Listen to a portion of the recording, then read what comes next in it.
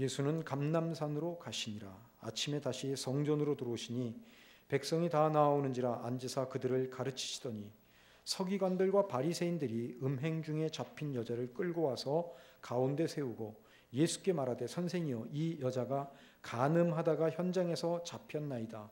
모세는 율법에 이러한 여자를 돌로 치라 명하였거니와 선생은 어떻게 말하겠나이까? 그들이 이렇게 말함은 고발할 조건을 얻고자 하여 예수를 시험함이로라. 예수께서 몸을 굽히사 손가락으로 땅에 쓰시니 그들이 묻기를 맞이 아니하는지라. 이에 일어나 이르시되 너희 중에 죄 없는 자가 먼저 돌로 치라 하시고 다시 몸을 굽혀 손가락으로 땅에 쓰시니 그들이 이 말씀을 듣고 양심의 가책을 느껴 어른으로 시작하여 젊은이까지 하나씩 나가고 오직 예수와 그 가운데 섰는 여자만 남았더라. 예수께서 일어나사 여자 외에 아무도 없는 것을 보시고 이르시되 여자여 너를 고발하던 그들이 어디 있느냐? 너를 정죄한 자가 없느냐? 대답하되 주여 없나이다. 예수께서 이르시되 나도 너를 정죄하지 아니하노니 가서 다시는 죄를 범하지 말라 하시니라. 아멘.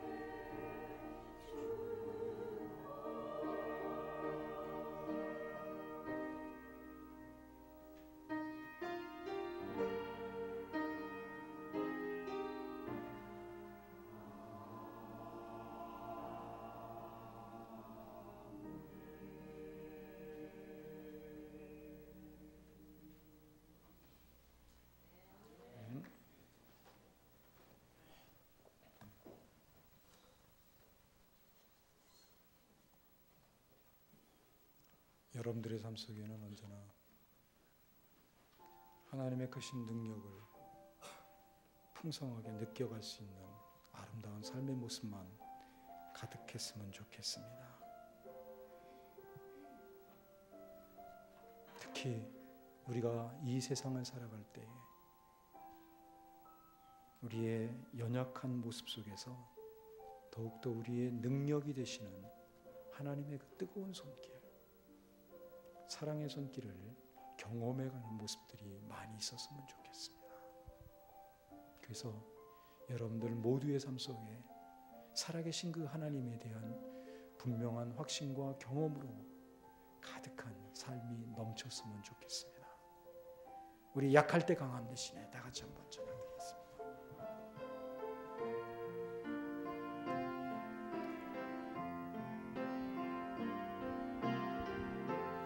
약할 때 강한 대신에 나의 보배가 되신 주 나의 모든 것, 주 안에 있는 보물을 나는 포기할 수 없네. 주 나의 모든 것,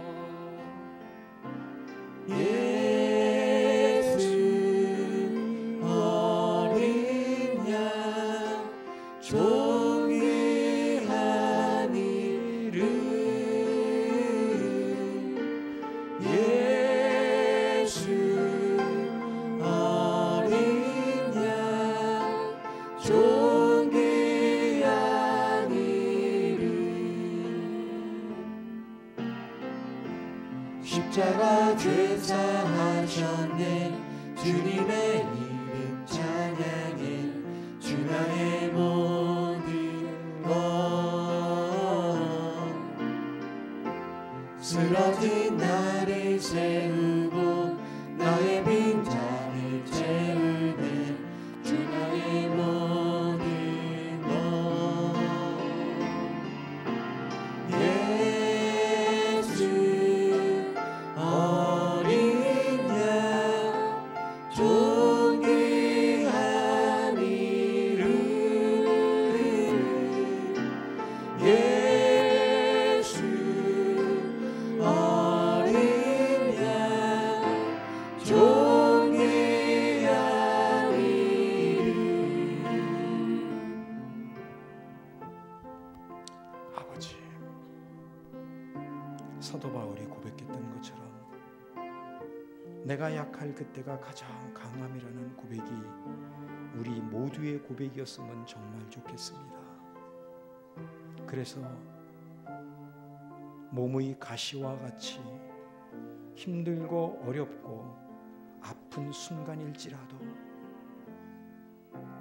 그 일들을 통해서 우리를 다루시고 우리를 성숙시켜 가시는 하나님의 의도와 계획들을 볼 수 있었으면 좋겠습니다. 간구합니다. 우리들의 삶에 신실한 동반자가 되시는 아버지 하나님, 어떤 상황 속에서도 낙심하지 않게 하시고 좌절하지 않게 하셔서 약할 그때가 가장 하나님의 크신 능력을 경험할 수 있는 강함의 시간이라고 하는 사실을 떠올리게 하셔서 이 땅에서의 삶 늘 감사와 기쁨으로 승리로 가득한 삶이 되어지도록 인도해 주시옵소서. 이제 살아계신 아버지 하나님을 향해 우리의 마음을 열며 말씀을 함께 묵상해 가고자 합니다. 성령께서 친히 우리들의 마음을 주관해 주셔서 우리들에게 도전이 되고 필요한 것들만이 함께 나뉘어지는 시간 되도록 역사해 주시옵소서. 예수님의 이름으로 기도드렸습니다. 아멘. 사실 본문이 좀 제가 부담스러운 본문이에요. 왜 그러냐면 한 2년 전인가 3년 전에 한번 이 똑같은 본문을 가지고 여러분들에게 말씀을 전했었습니다. 그래서 그때 내용과 겹치지 않아야 되잖아요.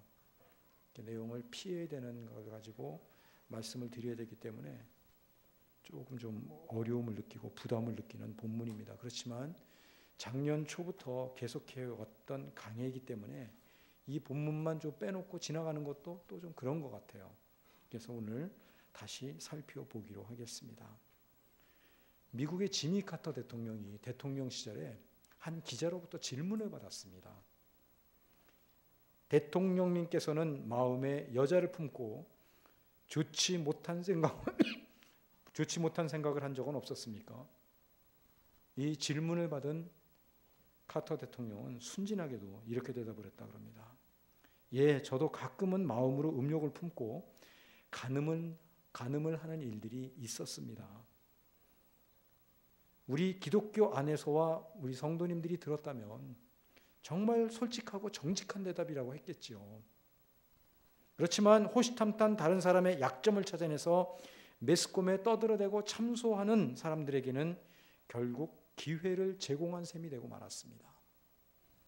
이때다 싶었는지 카터 대통령에 대해서 여기저기 비난의 목소리가 터져 나오기 시작했어요. 그 중에 존 업타이크라고 하는 한 기자가 이런 말을 했다고 합니다. 마음에서 이렇게 끓어오르는 간음은 신경계의 즐거움입니다. 이것은 마치 입속에 있는 침처럼 자기도 모르게 솟아나는 어떤 욕망인데 이것 자체를 놓고 사악하다거나 죄가 된다고 생각하는 그런 사고방식은 현대인들의 귀에는 너무나 생소한 모습처럼 보입니다. 이렇게 대답을 했다 그래요. 근데 이 대답이야말로 오늘날 성적인 문제에 대해서는 가급적이면 관용을 베풀고 또 이해하고 넘어갈 수 있을 것으로 가볍게 여기는 풍조가 우리 사회 안에 만연해 있다는 사실을 보여주는 대답입니다. 비기독교인들뿐만 아니라 기독교인들도 마찬가지입니다. 성적인 죄에 대해서 얼마나 관용적이고 가볍게 생각하는 모습으로 우리들이 자꾸 변해가고 있는지 모릅니다. 성경은 성에 대해서는요, 결혼한 한 남자와 한 여자에게만 허락해 주신 거예요. 결혼 바깥에서 허락한 일은 없습니다. 결혼 안에서도 한 남자와 한 여자에게만이에요. 하나님은 분명히 우리에게 이 부분에 대해서 말씀하시는 부분들이 있어요. 하나님이 우상을 섬기는 하나님의 백성들의 죄에 대해서 지적할 때 성적인 죄와 연관해서 말씀하시는 경우들을 많이 보게 되죠. 하나님은 우상을 섬기는 죄를 자주 음행이나 간음, 음란과 같은 단어를 사용해서 말씀하시곤 했습니다. 이는 우상 숭배뿐만 아니라 성적인 죄 역시 우상 숭배에 비교될 만큼의, 그래서 하나님께서 주의 깊게 보실 만큼의 미워하시는, 싫어하시는 죄라는 것입니다. 성적인 죄는 절대로 가벼운 죄가 아닙니다. 하나님께서 결혼을 통해 계획하셨던 경건하고 순수한 믿음의 자녀들, 하나님의 형상을 닮은 신실한 자녀들을 생각하신 하나님의 뜻과 계획을 완전히 망가뜨려 버리는, 그래서 하나님께서 창조하신 창조 세계 자체를 완전히 파괴시켜 버리는 그런 일에 비견될 수 있는 일이 바로 이 성적인 죄입니다. 그러니까 우리가 가볍게 생각하면 안 되는 거예요. 이거는.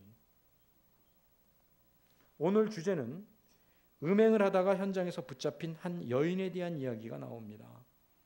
우리가 성경을 보다 보면 모순이 되는 듯한 구절들을 간혹 성경에서 보게 됩니다. 그 중에서도 율법에 근거한 하나님의 엄격한 공의와 한없는 하나님의 사랑은 서로 대치되는 것처럼 보이지요. 그렇죠? 공의, 올바르게 정직하게 행하는 것과 하나님의 무한한 사랑, 죄인들을 사랑하는 것은 안 어울리는 것처럼 보여지잖아요. 그죠? 그래서 마치 물과 기름처럼 전혀 어울리지 않는 것처럼 보여지는 구절들이 있어요. 예를 들면 내가 율법이나 선지자를 폐하러 온 줄로 생각하지 말라고 하시면서 율법의 1.1획이라도 전부 이루시겠다고 말씀하신 예수님께서 내가 의인을 부르러 온 것이 아니라 죄인을 부르러 왔다. 그건 율법하고 안 맞잖아요. 이렇게 말씀하셨단 말입니다. 이 두 구절은 서로 모순처럼 보이고 어울리지 않는 그런 구절처럼 느껴집니다. 그리고 오늘 본문 역시도 하나님의 엄격하신 공의와 무한하신 사랑이 서로 조화를 이루고 있는 모습을 보여줘요. 그래서 본문은 이 두 주제가 어떻게 한데 어울려서 조화를 잇는가를 우리에게 보여주고 있는 겁니다. 우리가 지난 1년 동안 살펴보았던 요한복음 7장까지의 주제를 한마디로 요약하라면 하나님의 은혜라고 할 수 있어요. 하나님의 은혜는 성경 전체의 주제이기도 하지요. 그래서 7장까지의 내용은 우리들의 진짜 행복, 곧 구원은 제사 의식을 행했던 옛 성전의 방식으로, 옛 성전의 방식이 뭐예요? 곧 율법으로부터 이루어지는 것이 아니라 오직 참 생명이고 생수이신 예수 그리스도의 은혜로만 이루어지는 것임을 여러 가지 이야기들을 등장시켜서 7장까지 쭉 풀어왔던 것입니다. 이런 맥락에서 오늘 본문의 핵심을 볼 수 있어야 됩니다. 그래서 이 본문은 율법과 은혜가 어떻게 조화를 아름답게 이루어서 구원을 이루어가는가를 설명하고 있다는 사실을 다시 한번 확인하실 수 있게 되시기를 바랍니다. 다시 말하면 죄인들을 분명히 심판하셔야 할 하나님의 공의와 한편으로는 하나님이 택하신 죄인들에 대한 한없는 사랑이 한데 어울려서 그 죄인을 구원하여 내시는 모습을 보여주고 있다는 것입니다. 7장 53절 말씀을 보시면 갈릴리에서는 선지자가 나올 수 없다는 그릇된 가치관과 믿음을 가지고 있었던 이 유대인들은 각각 집으로 돌아가지요. 그런데 유독 8장 1절 말씀을 보면 예수님은 감람산으로 가셨다는 사실을 성경이 굳이 기록하고 있어요. 죄인들을 구원하시기 위해서 십자가를 지시기 위해서 이 땅에 오신 예수님은 갈 곳이 없고 머리 둘 곳이 없는데, 그래서 이 세상과 온 우주의 진정한 주인이시고 자신의 모든 풍성함을 하늘에 두고 이 땅에 오신 예수님은 결국엔 인간들은 전부 자기 집을 찾아서 갔지만 예수님은 감람산으로 가실 수밖에 없음을 보여주고 있다는 것입니다. 우리는 이 사실에서 우리의 구원을 위하여 스스로 가난해지신 예수님을 볼 수 있습니다. 물론 예수님은 감람산에서 밤이 맞도록 하나님과 더불어 깊은 관계를 통한 서로의 마음을 나누고 함께 하시는 기도의 시간을 가지셨을 것입니다. 그렇게 감람산에서 하룻밤을 보내신 예수님께서 3절에서는 자신을 외면했던 유대인들을 위하여 다시 성전으로 들어오시는 모습을 그리고 있습니다. 그리고 그 성전에서 많은 사람들을 모아놓고 가르치시고 계실 때에 바리새인들과 서기관들이 음행 중에 잡힌 여자를 하나 데리고 등장을 합니다. 음행한 다음이 아니라 음행 중에 잡힌 여자입니다. 이것이 의미하는 바는 굉장히 큽니다. 그런데 이 부분은 제가 지난번에 말씀을 드렸기 때문에 여기서 따로 말씀드리진 않겠습니다. 여자만 붙잡혔어요. 남자는 어디로 갔는지 도망가고 없습니다. 단지 이들은 굳이 여자만 잡아왔습니다. 음행이라고 하는 것은 간음으로 대변되는 성적으로 음란한 짓이나 행동을 말하는 거지요. 지금 율법으로 완벽하고 온전하다고 여기는 서기관들과 바리새인들이 간음한 자는 죽여야 한다는 율법을 근거로 해서 지금 음행을 행하고 있다가 현장에서 붙잡힌 한 여자를 예수님에게 고소하기 위하여 데리고 왔다는 것입니다. 이제 예수님은 갑자기 자신의 의사와는 관계없이 가르치던 일을 잠시 중단하시고 재판관의 자리에 앉게 되신 것입니다. 이 재판의 자리를 지금 여러분들이 한번 상상으로 그려보시게 되시기를 바랍니다. 예수님으로부터 가르침을 받았던 자리는 어느새 예수님을 중심으로 해서 사람들로 인한 큰 원 하나가 만들어졌고, 예수님 한쪽 옆에는 부끄러움과 수치심으로 가득한 음행의 현장에서 붙잡힌 여인이 고개를 푹 숙인 채 서 있습니다. 그리고 반대편에는 이 여인을 고발하기 위하여 기세등등한 그래서 이 여인을 잡아온 바리새인과 서기관들이 서슬이 시펄에서 서 있습니다. 그리고 예수님 주위에 삥 둘러 서 있는 사람들은 예수님이 어떤 판결을 내리시는가 한번 보자 호기심 어린 눈으로 쳐다보고 있습니다. 하나님을 대적해왔던 사탄의 특징은요, 참소하는 것, 고자질하는 것으로 나타나게 되는데, 세상의 죄인들의 특성 또한 다른 사람의 약점이나 허점을 찾아내서 드러내고 고발해서 상대적인 우월감을 갖고 그렇게 약점을 가지고 있는 인간을 한 수 아래 깔고 내려다보는 일에 마음과 신경을 모두 집중시킵니다. 그게 죄인들의 모습이고 한편으로 우리들의 모습인지도 모르겠습니다. 우리는 본문을 통해서 바로 이런 죄인들의 모습을 보게 됩니다. 그래서 자신이 꼭대기에 올라가야 하고 자신의 힘을 키워 스스로를 보호하려고 하고 자신이 모든 사람 위에 올라서야 하기 때문에 다른 사람을 고발하고 약점을 들춰내고 참소, 고자질하는 특징을 보입니다. 나와 경쟁 관계에 있는 사람을 끌어내려야 내가 올라갈 수 있지 않겠습니까? 이들은 어떤 경우에도 자신의 무력함과 불가능함을 인정하지 않으려고 합니다. 그래서 이들은 끝까지 자신의 잘남과 우월함을 보여주기 위해서, 인정받기 위해서 율법을 끝까지 붙들고 있는 것입니다. 내가 이 율법을 정말 잘 지켜서 너보다 더 우월하다는 것을, 내가 더 잘났다는 것을 보여주겠다는 거지요. 그 당시에 많은 바리새인들이 율법을 이런 식으로 지켰다고요. 그래도 내가 바리새인이니까 일반 백성들보다는 뭔가 더 뛰어나야 되고 잘나야 돼. 이거 보여주려고. 더 나아가 율법과 관련해서는 하나님께서도 인정을 받겠다는 마음이 가득합니다. 그래서 율법을 열심히 지키는 거예요. 이런 식의 율법 지킴은 율법의 원래의 뜻을 훼손하고 하나님에게서 더욱더 멀어지게만 만들 뿐입니다. 그런데 이런 모습은 오늘 우리들의 신앙세계 속에서도 쉽게 찾아볼 수 있습니다.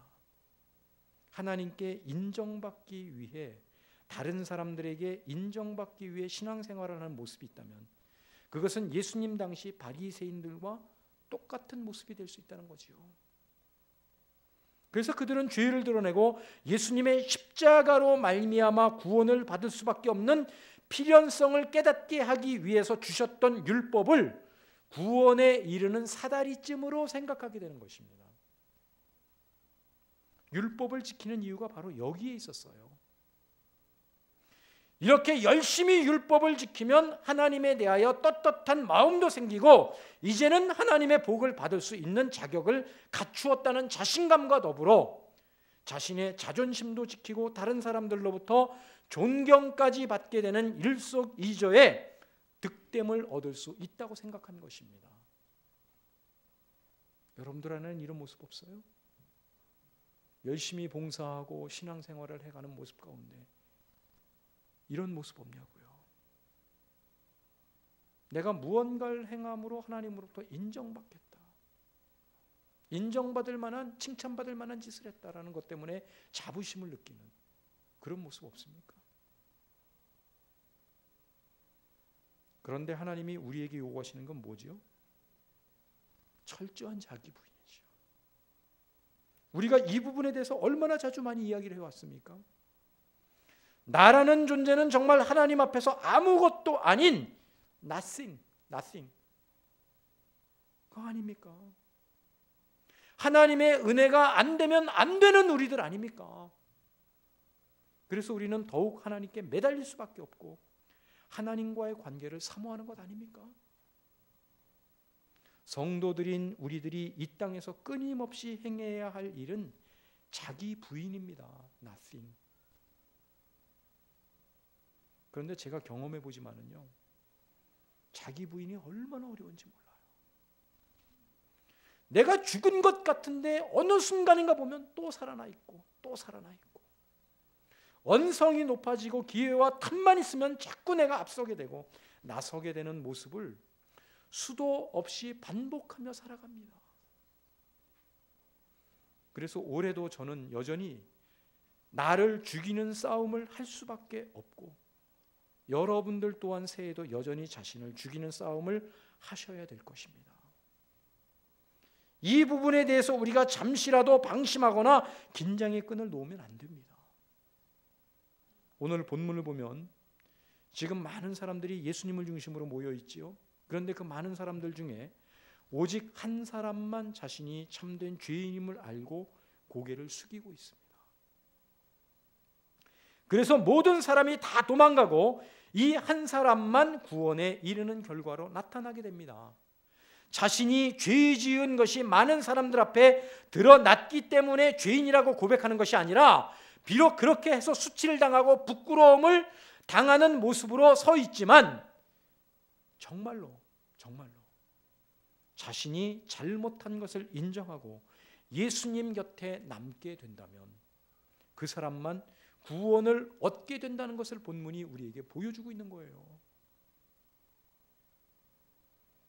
자신의 부끄러움을 인정하지 못하고 아직도 힘이 남아있어서 자신들의 죄인됨이 드러났을 때에 여전히 그것을 인정하지 못하고 그 자리에서 도망쳐버리는 이들과 38년 된 병자의 사건에서 물이 동하자마자 자신의 힘으로 무엇인가를 이룰 수 있다는 믿음과 확신을 가지고 실로암 연못으로 가장 빨리 들어가기 위해 냅다 내달렸던 사람들의 모습은 너무나 닮아 있다고 생각하지 않으세요?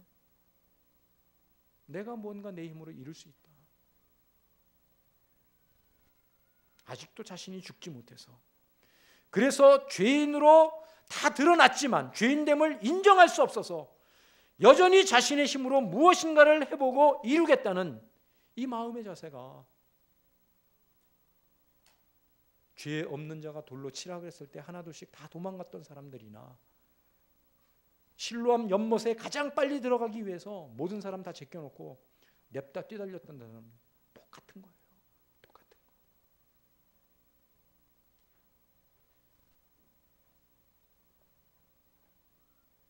그런 모습이 현대인들 가운데 어떤 모습으로 나타나는 줄 아세요? 가끔 뉴스를 보면 정치가 됐든 경제가 됐든 처음에는 잘못을 저질렀는데 인정하지 않고 자기는 죄가 없다고 발뺌하다가 증거가 다 드러나면 그때서 잘못했다고 고기 숙이는 사람들이 있죠. 그거 정말로 자기가 잘못했다고 인정한 거 아니에요. 결국 그 사람은 증거물이 없으면 나 죄인 아니라고 끝까지 발뺌할 사람들 아닙니까? 그런 사람들과 뭐가 다르냐는 거예요. 똑같은 거예요.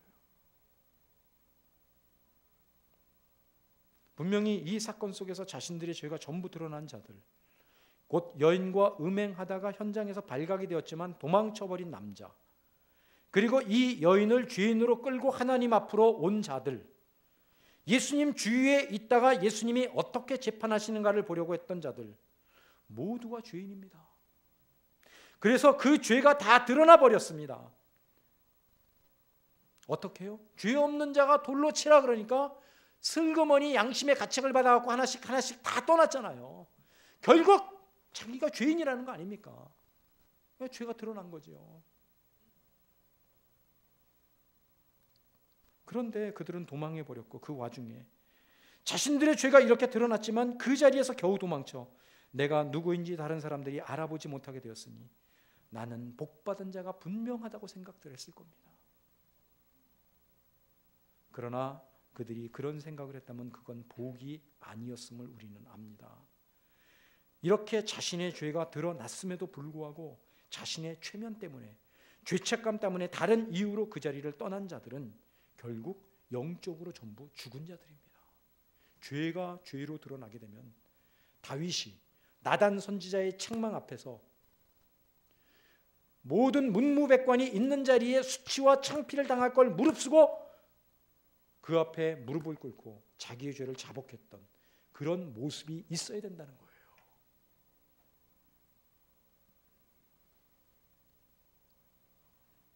다만 예수님 앞에서 자신의 죄인됨을 고백한 사람만 살아남게 되는 것이지요.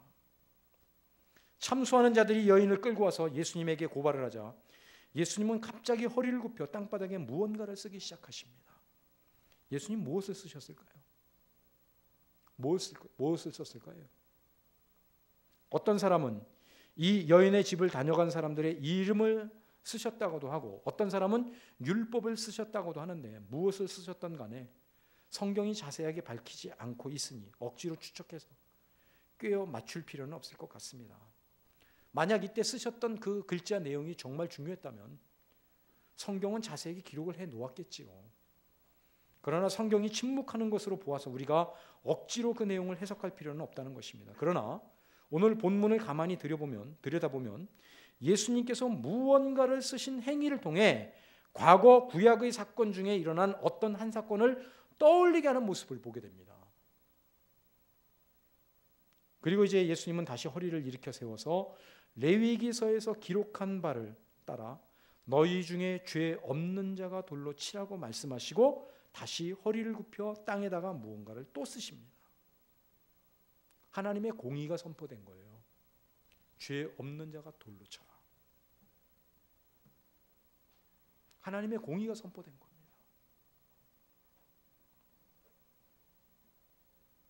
예수님이 또다시 무언가 땅바닥에 글씨를 쓰는 동안 어른들도 시작해서 젊은 청년에 이르기까지 슬그머니 하나둘씩 그 자리를 떠나버리고 맙니다. 모든 사람이 떠난 것을 확인하신 예수님은 자신 곁에 아직도 가지 못하고 남아있는 여인을 향하여 이렇게 말씀하시죠. 나도 너를 정죄하지 않겠으니 다시는 가서 죄를 짓지 말라. 하나님의 사랑이 부어지는 순간입니다.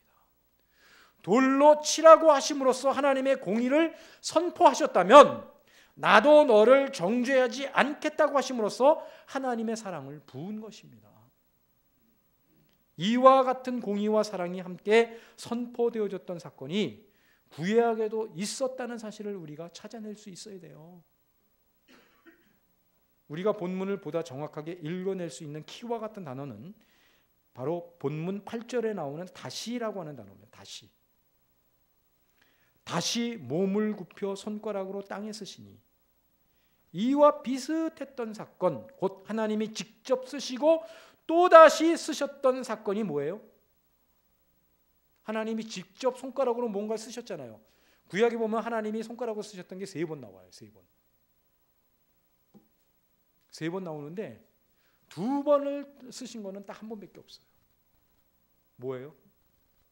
네? 모세 십계명 사건. 하나님이 모세에게 십계명 돌판을 직접 쓰셔서 주셨죠. 그러나 이스라엘 백성들은 하나님이 이 돌판을 쓰셔서 모세에게 주는 그때에 바로 땅 아래에서, 산 아래에서 아피스라고 하는 풍요를 상징하는 금송아지 신을 만들어 놓고 그 앞에 절하고 제사를 지내고 있었어요. 그럼 그들을 향해 하나님의 돌판이 깨어지지요? 어떻게 깨집니까? 모세가 들고 있던 돌판을 들어갖고 냅다 던져버리잖아요. 백성들을 향해서. 그러자 어떻게 되죠? 3,000명이 죽습니다. 금송아지를 중심으로 뛰놀던 3,000명이 죽어요. 인간의 죄에 대한 하나님의 공의가 행해지자 사람들이 하나님의 심판으로 죽음을 당하게 됩니다. 그 이후 하나님이 모세에게 명을 하셔서 돌판의 십계명을 다시 또 써주셨죠. 그 2번째 돌판은 하나님의 무한한 사랑과 임재를 상징하는 언약궤 속으로 들어가지요. 그죠? 그리고 그 언약궤에는 1년에 한 번씩 대제사장에 의하여 어린 양의 피가 뿌려져서 죄인들의 율법이 가리워지고 깨끗하게 되는 것을 상징하게 됩니다. 그 결과로 죄인들이 다시 살아나게 되잖아요. 그래서 이 언약궤가 있는 곳을 다른 말로 뭐라 그래요? 은혜가 베풀어지는 곳이라는 의미로 시온소, 시온좌 그렇게 말하지 않습니까? 결국 예수 그리스도를 상징하는 것이었고 하나님의 사랑을 말하는 것이었습니다. 그리고 오늘 본문에서 똑같은 모습이 예수님에 의하여 재현되어지고 있는 겁니다. 그런데 출애굽기서에서는 첫 번째 돌판과 2번째 돌판 사이에 아주 중요한 이야기가 하나가 있어요. 출애굽기 32장 30절부터 34절까지 말씀입니다. 한번 보세요. 제가 읽어드립니다. 이튿날 모세가 백성에게 이르되 너희가 큰 죄를 범하였도다. 내가 이제 여호와께로 올라가노니 혹 너희를 위하여 속죄가 될까 하노라 하고 모세가 여호와께로 다시 나아가 여짜오되 슬프도소이다. 이 백성이 자기를 위하여 금신을 만들어 싸우니 큰 죄를 범하였나이다. 그러나 이제 그들의 죄를 사하시옵소서. 그렇지 아니하시오면 원하건대 주께서 기록하신 책에서 내 이름을 지워버려 주옵소서. 여호와께서 모세에게 이르시되 누구든지 내게 범죄하면 내가 내 책에서 그를 지워버리리라. 이제 가서 내게 말한 곳으로 백성을 인도하라. 내 사자가 내 앞서 가리라. 그러나 내가 보응할 날에는 그들의 죄를 보응하리라. 모세 중보 사건이에요. 첫 번째 돌판과 두 번째 돌판 사이에 있었던 게 이스라엘 백성들을 위해서 하나님 앞에 중보 기도를 했던 모세의 중보 기도 사건이라고요. 그 사건이 하나 끼어 있는 거예요. 이 모세의 중보 사건으로 인해서 두 번째 돌판이 주어지게 된 것이고 이스라엘 백성들이 용서를 받게 된 것입니다. 그리고 오늘 본문에도 예수님이 지금 중보의 역할을 통한 사랑으로 하나님의 공의에 의하여 죽어야 할 현행범이고 갈 데가 없는 죄인인 여인이 살아나게 되는 것입니다. 그리고 오늘 우리들 또한 똑같이 마찬가지지요.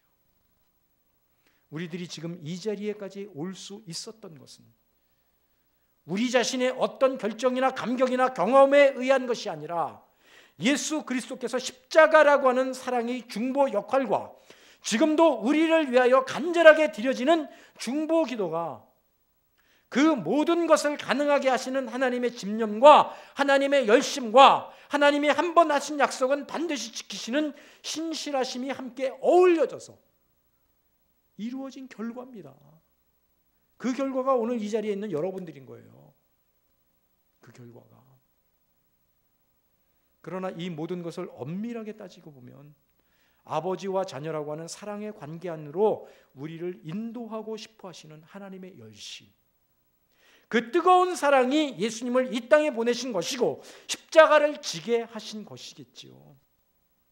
이 하나님의 열심은 음행을 행하다가 현장에서 붙잡힌 여인을 품으셨을 뿐만 아니라 결국 우리의 모든 죄가를 예수 그리스도의 피로 깨끗하게 하시고 우리를 기어이 거룩한 자리로 이끄시고 마침내는 하나님 나라에 앉히시고야 말 것입니다. 그러므로 오늘 우리는 다른 사람들보다 내가 더 잘나고 하나님을 감동시킬 수 있는 어떤 행동들을 해왔으며 하나님의 사랑을 받을 만한 어떤 구석이 있어서 그런 삶을 살아왔기 때문에 교회에 나와 예배드리고 있다는 생각은 아예 하지 마십시오.